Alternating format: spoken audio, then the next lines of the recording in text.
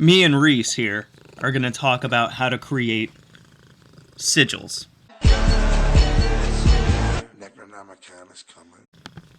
To create sigils, to kind of give your magic a boost or a focal point, also to bind spirits or create thought forms, tulpas, or fetches, is actually quite simple.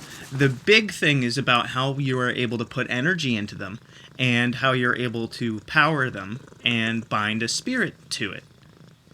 So let's start with just how to create a sigil. First, you got to come up with a phrase that you want the sigil to stand for, like do better in math, or, I need to get a job, or find a new job. Reese keeps moving around, and you can't exactly see her, but just hanging out. So you write that phrase down. Then you take a look at it. You cut off all of the words, so you're only left with like the first letter of every word. So it basically just becomes an acronym for your whole phrase. Then you kind of rearrange those letters a little bit to kind of make a nonsense word, make a gibberish word.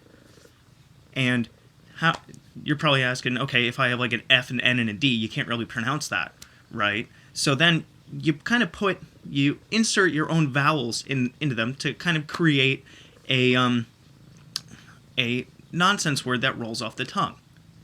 Then what you do is you take your letters. I'm just going to throw up a bunch of different letters here. I'm going to work on a little sigil thing here. So if I was to have, I don't know, let's just start with, let's say the first letter that in my word was a T, right? So I would draw, let's see if that comes in there, a T. Then let's say my next letter was a D. Well, I just randomly place the letter onto the symbol that I'm making wherever I want it, whatever makes it look artistic. Then let's say that my next letter would be an O. I'm just going with a little artistry here, And then let's say my next letter was a D. And you don't really even have to go in order of the nonsense word that you made. Just whatever way you want to play around with it, And then let's say my next letter was a Z. I could do that. This is just a small example. Now, then, because you want to have control over the powers of the sigil that you're making, I know it's hard to see with the light, you put a circle around it. Whenever you make a sigil or whenever you see a sigil, if it has a circle around it, I'm trying to find my pen cap, but I think my cat's sitting on it. Whenever you make a sigil or see one, if it has a circle around it, that means taking control, commanding the spirit. If it does not have a circle around it, you're really just, it's basically like their phone number, their calling card, So after you make a sigil like that, you would kind of meditate with it, hold a little ritual where you would, cast a circle and picture yourself, just like in my video on power words. Picture what you want that sigil to stand for and meditate with it and hold it.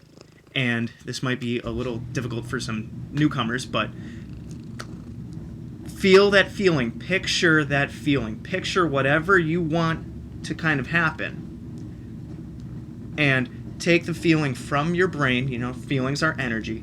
Push that feeling down your arms and into your hands and into the sigil. I mean, you could go ceremonial-wise on this also and consecrate it with earth, air, fire, and water with, salt, incense smoke, putting it over a candle, and sprinkling some water on it. But, depending on the material and stuff, you might not want to ruin it, especially with, like, the water. And, paper, you don't want to burn the thing, because burning it releases it. And also, depending on what spirit you're working with, if you have like the sigil for like Azazel on, if you're working with the sigil of Azazel, just as a side note, and you've kind of invoked him and you burn it, guess what? Now he's free to go, and now he knows you called him, and he might be angry with you.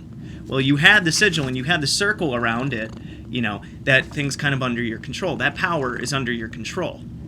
So whatever you do, don't burn these things. So that's basically a quick thing on how to make a sigil for an intent or even creating a thought form or a fetch.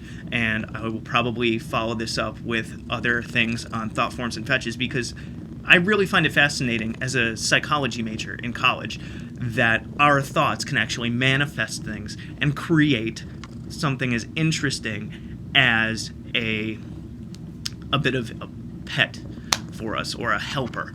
There is a sigil in the Necronomicon, by the way. I'm trying to remember his name.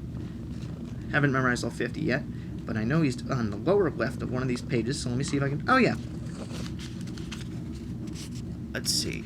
Yep, the lower left of the screen, the one that looks like a V, Agaku. That one is really good for empowering sigils.